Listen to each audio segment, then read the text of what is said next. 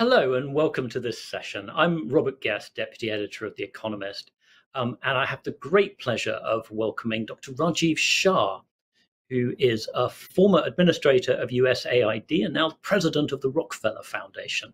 And he's here to talk about climate financing and the big challenges that we face. So, Dr. Shah, thank you very much for joining us. Well, thank you, Robert, for having me. So maybe we could start. Perhaps you could try to explain to us what you think the big difference is between a 3-degree world and a 1.5-degree world. Well, I'm glad you asked because it's extraordinarily different, right? It sounds like, well, once you've had some warming, what's a little additional warming going to do? The answer is it's going to devastate billions of people who live in vulnerable communities. And by vulnerable communities, we're not talking about a small slice of the Earth's population. We're talking about literally billions of people, coastal communities around the planet, but especially in lower income countries. Communities that are dependent on local agricultural systems that are less productive and less resilient, such as the ones in Africa and in South and Southeast Asia and certain communities, will be devastated by a lack of ability to grow food. Climate migrants will skyrocket at 3 degrees relative to 1.5 degrees. And even those that perish from heat and heat emergencies and heat disasters will be many, many, many times greater in that setting. I really think it's important to recognize that this is a fight worth winning, staying at 1.5 degrees versus getting to 3 degrees. And that if we don't do some extraordinary things now, including some things that are different from what you'd call the sort of status quo path, even after some real progress, we're heading to 3 degrees, not 1.5 degrees. So let's talk about that a bit. What are the different things that we need to do? What's the scale of what needs to be accomplished here? Well, I think as you look at the large scale modeling and what the IEA and others have demonstrated are the major contributors to greenhouse gas emissions and carbon emissions and the maintenance of these higher trajectory scenarios, the reality is it comes down to a few very big things. The first is energy transitions. Thankfully, in the wealthier countries in the world, in the United States, northern Europe, et cetera, we are investing now in a major energy transition. The problem is, if we don't make that same huge scale investment for renewable electrification in the developing and emerging economies around the planet, by 2050, those economies will account for 70 to 75% of total global emissions. So the first big thing we have to do is make the accelerated push to transition our energy economies something that is inclusive of the entire planet and not just something that is for the world's wealthiest economies. I think the second big action has to be in fundamentally rethinking food and land use. Today, our food system is both making us sick, but it is also using 70% of the world's arable land, more than 70% of water resources that are available, most of which goes towards feeding livestock for protein. That as a source of protein for humanity in the future is simply not sustainable. And we need to rediscover different ways of doing regenerative agriculture, alternative proteins, solutions that can transform our global food system and make it healthy for people, but also healthy for the planet. Otherwise, we also have to just accelerate the transportation sector transition and other parts of the industrial economy that we know consume tremendous amounts of energy and produce tremendous greenhouse gas emissions and carbon emissions, and make that part of the global fight. But I would say the single biggest thing we have to do is make sure that the energy transition is for everyone and not just for those who live in wealthy economies.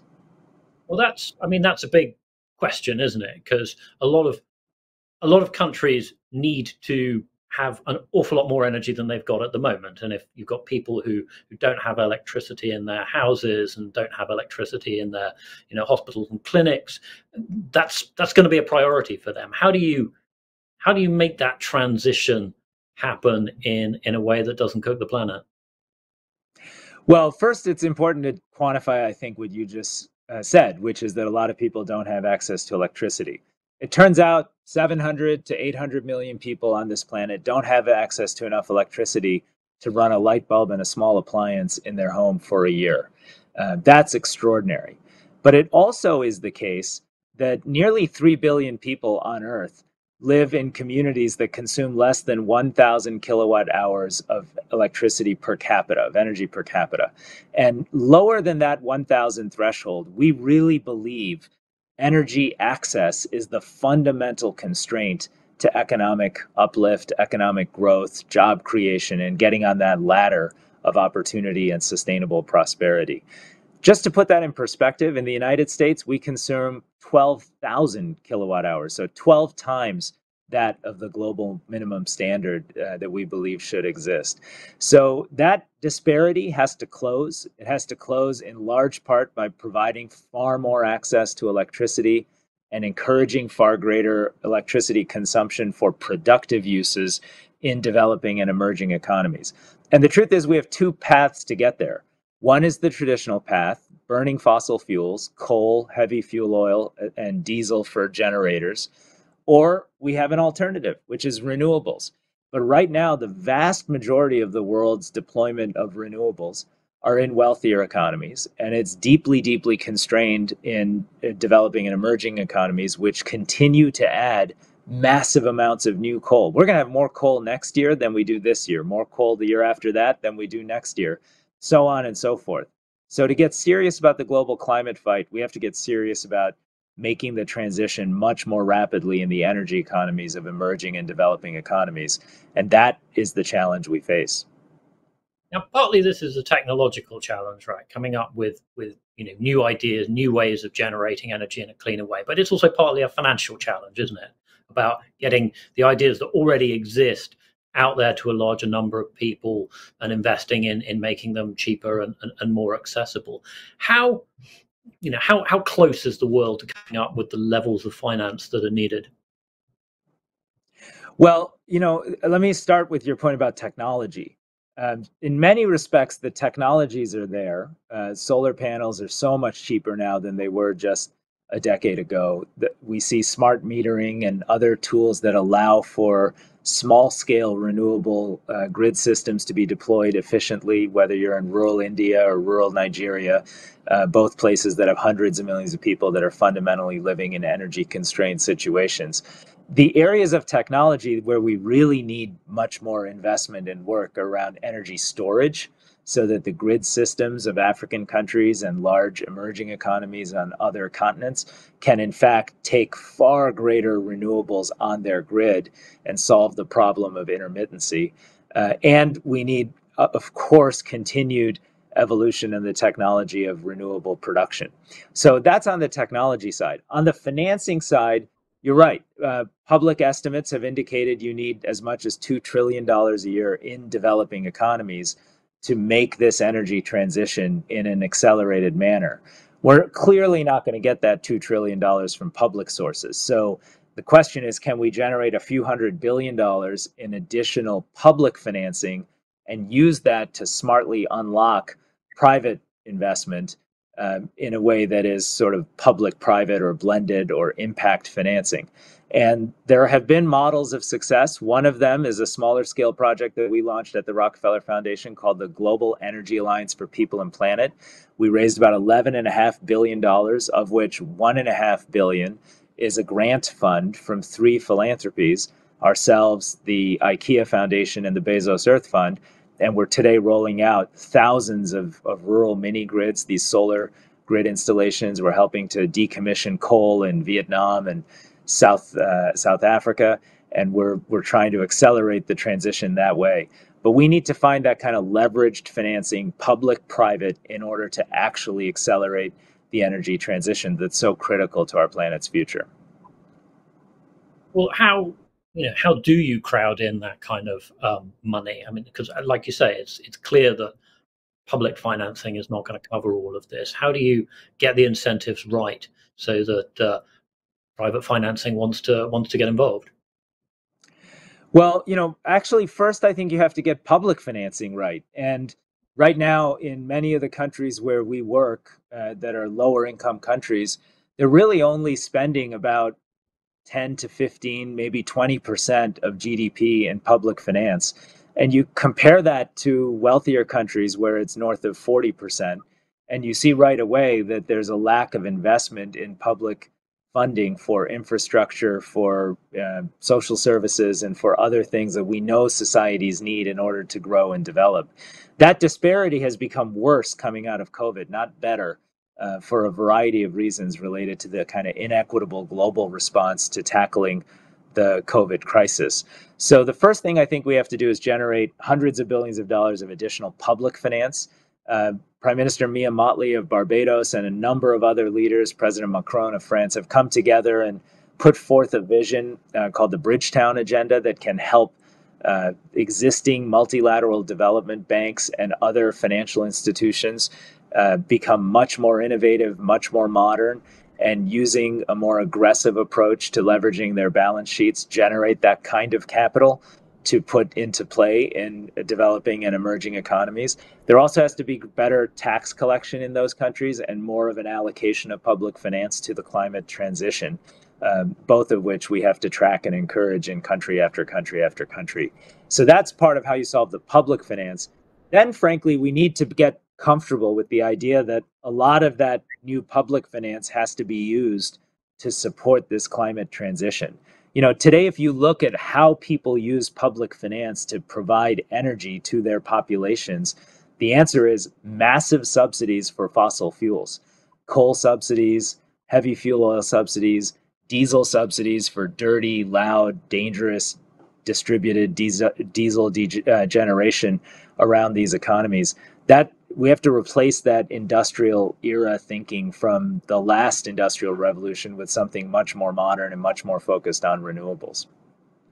Well, that's a big thing, isn't it? I mean, it's not just that a lot of countries are not spending to promote green energy, it's that they're spending very actively to promote the dirtiest forms of energy. And as you say, the coal subsidies, the petrol subsidies. Why are these so hard to get rid of? Well, they're hard to get rid of because any subsidy, that has been consistently provided, usually to middle class, upper middle class, and ultimately the owners of these production facilities, have locked in constituencies that will fight tooth and nail to maintain those subsidies. So it takes a lot of political leadership to make the transition, and it's going to take a lot of financing to understand transitions are costly. We're supporting the transition in South Africa, where they've helped shut down one 400 megawatt plus sized coal plant, Komati, and replace it with renewable generation on that site. And the Rockefeller team has helped invest in a plan and in specific programs that will generate tens of thousands of green jobs related to that economic transit, related to that energy production facility transition. These are expensive and costly transitions, and you have to understand that some people are hurt by a move away from fossil fuels, and we have to, take their interest into account and ensure that we're thinking of them in the green energy economy of the future. Quite a lot of the things that we're going to have to try over the coming years. I mean, we don't have all the answers. We're going to have to take a lot of big bets on things, right? Some of these are going to work, some of these are not. What should be our strategy? Well, I'm glad you used the phrase. I have a book coming out called Big Bets because I think now is a time when we have to aspire to do big things together. Coming out of World War II, we sat down as leaders in the West and said we were going to make sure that we rebuilt Europe as a modern, sustainable economy so that we didn't experience a more active World War III. That big bet paid off because we created institutions, we stayed focused on the goal, public, private, unlikely partners. We invested until we delivered the results. We need that same mindset now. There's no reason why we couldn't simply say, look, the world needs to generate a few $100 billion of flexible financing regularly, annually, in order to support large-scale energy transitions in emerging and developing economies.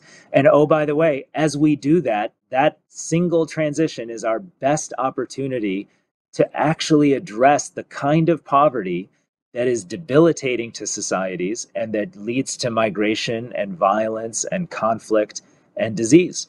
and a lack of education and a lack of support for women and girls. We can do all of that. We just have to have the political will to say, now is the moment to come together, set big goals, aim high, and stay focused on the results until we achieve them. And I believe this moment calls for those big bets more than any in our recent history. In fact, our planet's survival depends on it.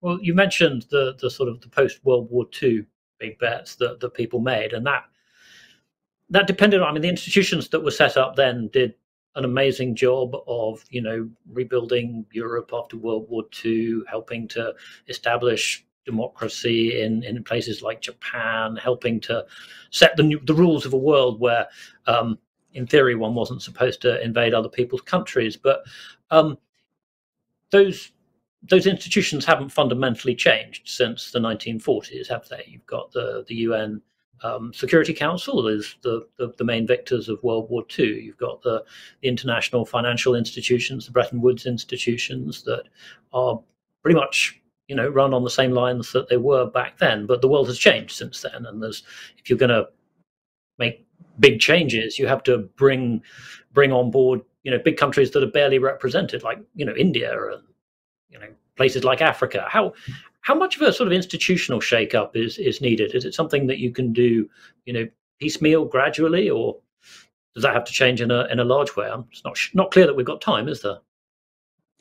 Well, I fundamentally believe we have the opportunity to have large-scale transformation at these institutions and for that institutional architecture.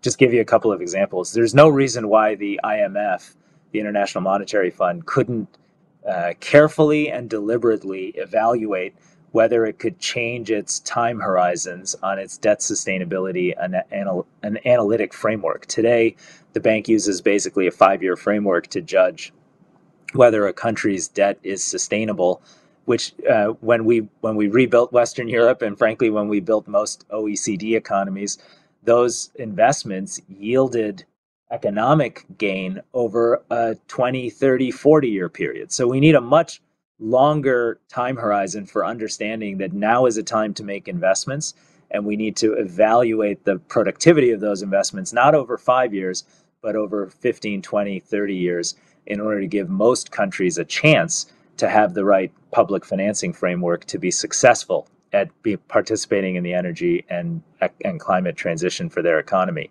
I'd also say politically, there is a window to make these changes happen.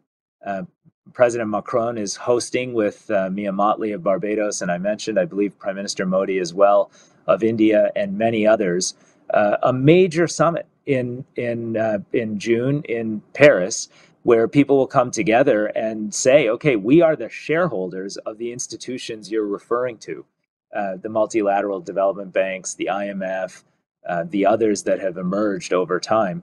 What are the changes we need to see, and what are the new institutional arrangements we need in order to really unlock public-private financing at scale at a time that is a crisis? So, look, it's easy to be somewhat cynical about the opportunities out there, but I'm an optimist. I believe, now is a time when we need that kind of political leadership. The roadmap's pretty clear. It's about political will, and we're going to work very hard to build that political will at the highest levels of the geopolitical system. What role do you see in that for carbon markets? So kind of, there's a lot of hoopla about these things and some problems in the past year. How can we get them working properly?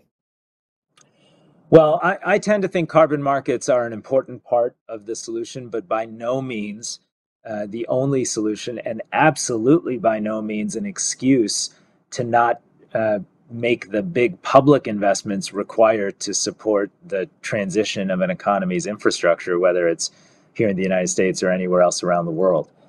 We know that public finance is a huge part of the solution, and that's why so much of our focus has been on that. But we're going to need every single tool in the toolbox in order to be successful. I've visited places that are sequestering carbon and benefiting from the carbon market infrastructure that's emerging in Europe. I'm seeing and visiting farms and agricultural communities in Africa where people are motivated to be part of carbon credit systems that are in fact validated, high quality, significant guardrails to make sure that they are fair and effective and achieving the purpose at hand. But we got to try everything in the toolbox if we're going to be successful here. Well, that's a very optimistic note to end on. Dr. Shah, thank you very much for joining us. And for all of you watching and listening, please stay tuned for the next session. Thanks very much. Thank you.